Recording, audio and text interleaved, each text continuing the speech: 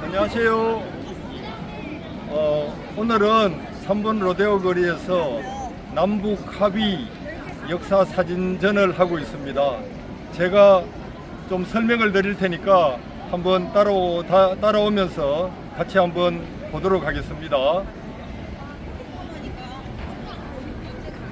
사진전의 제목을 남북 합의 이제는 이루자로 했습니다. 오늘 사진전은 휴전협정부터 평양선언까지 남북 간에 이루어진 주요 사건, 합의가 이루어졌던 주요 사건들에 대해서 사진과 함께 설명하는 시간이 되겠습니다. 우선 1954년 휴전협정이 이루어졌는데요. 종전협정이 아니죠. 그래서 우리가 앞으로 우리의 수건이 꾸미는가 하면 꼭 해야 될 게 종전협정입니다. 이 휴전협정은 그 당시에 김일성, 그 다음에 중화인민공화국 대표, 미국 대표 이렇게 되었고요. 우리 대한민국의 이승만 대통령은 빠졌습니다. 당시 이승만 대통령은 북진 통일을 외치면서 끝까지 휴전협정을 반대했었죠. 예, 휴전협정 장면입니다. 한 20여 년 이렇게 남북이 대치 상태로 오다가 1972년에 남북 공동성명이 이루어집니다. 당시에 이우락 정보부장이 북한을 미립북을 해서 김일성을 만나는 장면입니다. 이렇게 해서 이루어진 7.4 남북 공동성명에서는 통일 방안을 합의하는데요. 자주적으로 해결해야 된다, 평화적으로 해야 된다, 민족 대단계를 도모해야 된다. 이런 걸 남북에서 최초로 이제 합의하게 됩니다. 7.4 남북 공동성명 이후에 남북조절위원회가 열려서 남북이 각종 회담을 하게 됩니다. 그리고 5공화국 들어서는 여러분들이 다 기억하겠지만 KBS에 남북 이산가족 상봉이 많이 방영이 되었는데요. 2018년까지 총 21차례 이루어졌습니다. 수많은 남북의 우리 동포들이 울었던 그 눈물 지었던 아직도 기억에 생생하게 남는 그런 장면이 될 겁니다. 그리고 노태우 대통령 시절에 1991년에 남북 기본 합의서가 이렇게 체결이 되는데요. 이 남북 기본 합의서들은 향후에 남북의 모든 합의의 기초가 되는 그런 합의 내용을 담고 있습니다. 그리고 1994년에는 북한하고 미국하고 제네바 기본 합의가 이루어지는데요. 거기에서 중요한 것은 북한 핵에 대해서 미국과 합의를 하게 되는데, 미국이 경수로 핵발전소 건설을 지원하고, 그 다음에 북쪽이 핵을 포기하는 이러한 중요한 합의를 하게 됩니다. 그렇지만 이렇게 중요한 합의를 했음에도 불구하고 얼마 되지 않아서 미국 재무부에서 위조 지폐 등의 문제를 삼으면서 이 북미 제네바 기본 합의가 파기가 됩니다. 이때 합의가 계속 지속되었더라면 지금같이 북핵 문제가 크게 확대되지는 않았을 것 같습니다. 그리고 1998년에 정주영 현대 회장이 석대 1,000마리를 가지고 방북을 하게 됩니다. 정말 국내외적으로 큰 반향을 불러일으켰던 큰 이벤트인데요. 정주영 회장이 북쪽에서 소 1마리를 끌고 내려와서 현대그룹을 일구었다가 1,000마리를 추가해서 방북을 하는 그런 아주 명장면이 되겠습니다. 이런 정주영 회장의 소대 방북은 향후에 남북 경제 협력들을 열게 되는 단초를 제공하게 되고요. 그래서 1998년 11월부터 금강산 관광이 시작되는데, 이렇게 해상으로, 그 다음에 이 장면은 이제 육로로 가는 거죠. 해상으로 육로로 해서 금강산을 총 우리 국민들이 200만 명이나 금강산을 방문하게 됩니다. 그 다음에 2000년 6월 15일에 역사적인 남북 공동선언이 이루어지는데요. 이 당시에 남북 간의 합의에 대해서 미국이 강력하게 반대하고 했지만 김대중 대통령이 햇볕 정책을 강하게 밀어붙이면서 지혜와 용기를 발휘했기 때문에 남북 공동선언이 이루어졌다고 생각이 듭니다. 이 남북 공동선언에서는 앞으로 남북이 합의할 통일 방안에 대해서 상호 합의하는, 그래서 남쪽의 연합제 방안과 북쪽의 낮은 단계 연방 제안이 공통성이 많으니까 그 방향으로 통일을 추진하자고 남북이 최초로 만나서 정상이 만나서 합의하게 됩니다. 이렇게 김대중 대통령하고 김정일 위원장이 합의를 하죠. 대각선으로 이렇게 가는 게 백두체라고 김정일, 김정은 해서 북한의 지도자들이 사용하는 이런 서명입니다. 남북 공동성명의 장면입니다. 그리고 2003년부터 이제 금강산 공단 개발이 시작되는데요. 이 금강산이 있는 자리는 개성공단이 있는 자리는 경제적인 의미보다도 군사적으로 매우 의미가 큽니다. 이 개성공단에서 서울까지는 가장 단거리일 뿐만 아니라 평야지대로 연결되어서 북쪽에 탱크가 수백 대가 내려온다면 이 길을 따라 내려오게 될 겁니다. 그렇지만 이 자리에 있던 북한의 핵심 사단들을 30km 후방으로 물리고 이 개성공단 지역에 약 1000평의 공단을 조성하게 됩니다.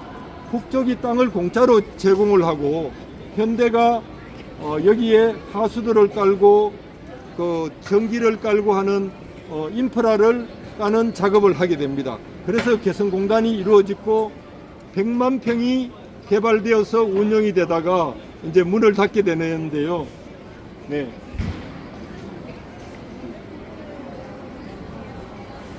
네, 이쪽으로 와보겠습니다. 그래서 이 개성공단은 IMF 이후에 우리 기업들이 매우 어려움에 처했지 않습니까? 제가 LG그룹을 다니다 나왔는데 LG패션 등 우리 중소기업들이 기사회생하는 이런 기회를 제공을 합니다. 북쪽이 인건비도 사고 땅도 공짜로 제공하고, 그러니까 투자해갖고 하니까 한 30배가 남는다는 거예요.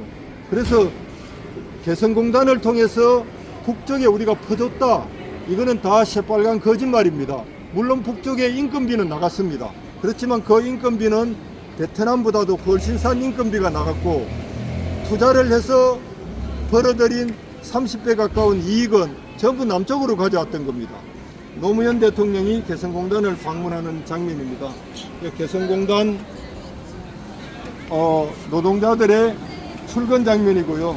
이거는 개성공단 근로자들이 업간체조라고, 옛날에 학교 다닐 때 우리 중간체조처럼 일 중간에 하는 체조라고 업간체조인데, 북쪽에서는 학교에서나 공장에서나 이렇게 일을 한 50분을 하고는 10분 정도 이렇게 체조를 하는 이런 게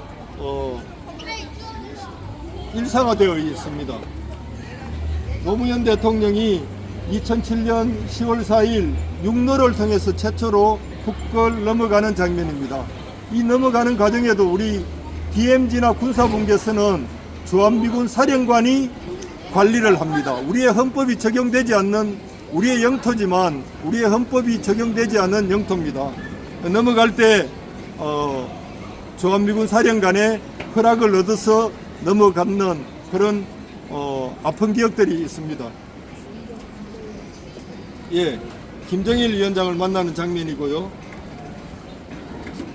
14남북 공동성명에서는 경제와 남북 경제와 관련된 많은 합의들이 이루어집니다.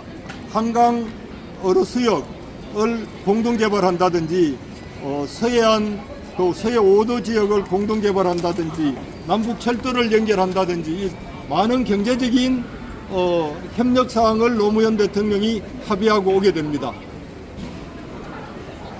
예, 남북 철도 경의선이 연결이 되었죠. 연결이 되어서 일주일에 한 번 정도 화물차가 실제로 왔다 갔다 했습니다. 최근에 남북 관계가 안 좋아지니까 이 경의선 북쪽 구간이 파괴가 되고 지뢰를 매설하는 이런 또 악화되는 그런 일들이 발생을 했죠. 예. 앞에서부터 정주영 회장이 소떼를 가지고 방문을 하고 금강산을 우리 200만 명의 국민들이 가고 개성공단이 저렇게 한 10년 가까이 유지가 되고 활성화되다가 대통령이 바뀌고 남북관계가 악화되니까 손바닥 뒤집듯이 이렇게 뒤집혀서 지금은 더 나쁜 상태로 가버리는 이런 남북관계의 정말 안타까운 그런 현실이죠. 그래서 2017년에 뭐 핵전쟁이 일어나니만이 뭐 그런 위기 상황에서 문재인 대통령이 다시 평창 동계올림픽을 계기로 해서 남북 합의의 기회를 열게 되죠. 북쪽에서 대규모 사절단이 내려오게 됩니다. 그래서 판문점 선언이 이루어지고요. 이렇게 판문점 안에 있는 군사분계선을 남북 정상이 왔다 갔다 하는 이런 명장면을 연출하게 됩니다. 도보다리에서 김정은 위원장하고 문재인 대통령이 좀 비밀스러운 얘기들을 나누고 있죠. 아주 좋은 얘기들을 많이 나누었다고 합니다. 2018년에는 남북 정상이 뒤에 하듯이 평양 선언까지 남북 정상이 3번 만나고요. 북미 정상이 2번을 만납니다. 정말 굉장히 획기적인 일이죠. 더군다나 우리 남북 관계는 미국의 동의나 협력 없이는 이루어질 수가 없습니다. 그래서 북미 합의가 이렇게 이루어졌다는 것은 정말 획기적인 일이었고요. 저는 이때 정말 드디어 이제 됐구나 하는 환호성을 질렀었습니다.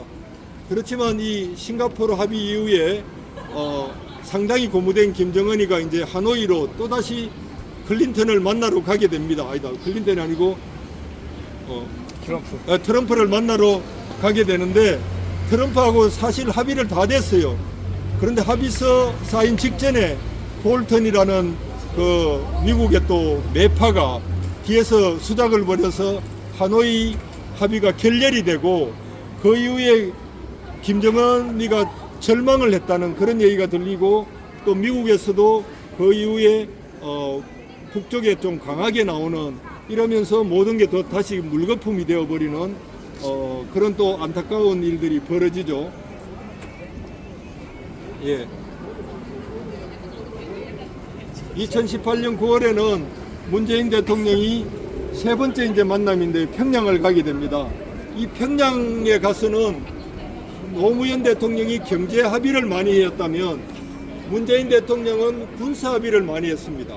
군사 합의가 정말 중요한 게 이때 이루어진 합의로 그 판문점 내에 무장 세력들이 다 제2에서 이렇게 있다가 무장된 군인이 있으면 다 사라졌죠.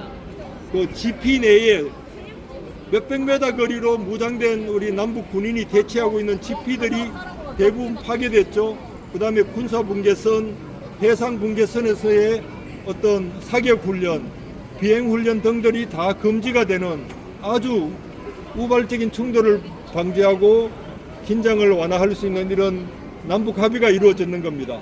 그렇지만 이 합의도 또 최근에 와서 남북 관계가 악화되면서 다 또 무용지물이 되어버리고 예전보다 훨씬 더 악화되는 이런 현실이 되어버렸습니다. 평양선은 능라도 평양 시민 15만 명이 모였는 이 능라도 연설에서 문재인 대통령이 이런 연설을 합니다. 우리는 5,000년을 함께 살고 70년을 헤어져 살았습니다. 나는 오늘 이 자리에서 지난 70년의 적대를 완전히 청산하고 다시 하나가 되기 위한 평화의 큰 그림을 내딛고자 합니다. 이런 선언들이 이루어지고 백두산에서 이렇게 잡았을 때 평양 시민들이 여기 다 울고불고 난리가 되었습니다. 이 TV를 보던 저도 울었습니다.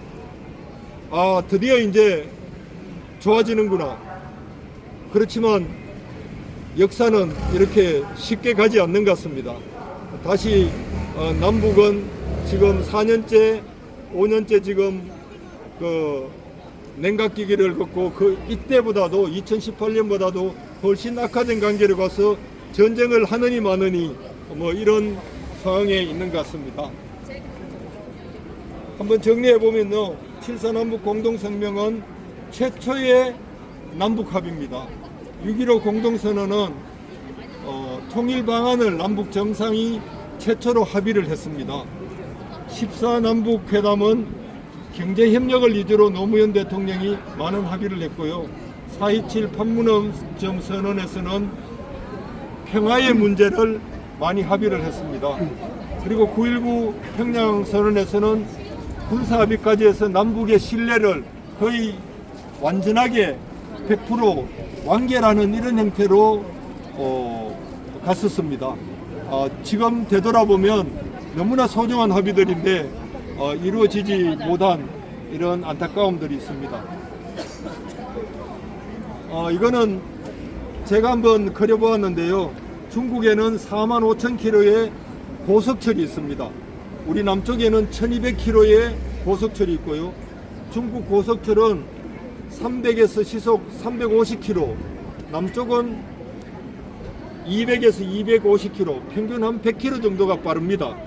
이 남북 고속철이 요 한 몇백, 200~300km만 연결이 되면 이 45,000km의 중국 고속철을 우리 후손들이 이용할 수 있는, 그래서 요 구간만 연결이 되면 베이징이 일일 생활권으로 들어오는, 인구 5억에서 7억이 있는 이 광활한 중국이 일일 생활권으로 들어오는 그런 시대에 살 수가 있습니다.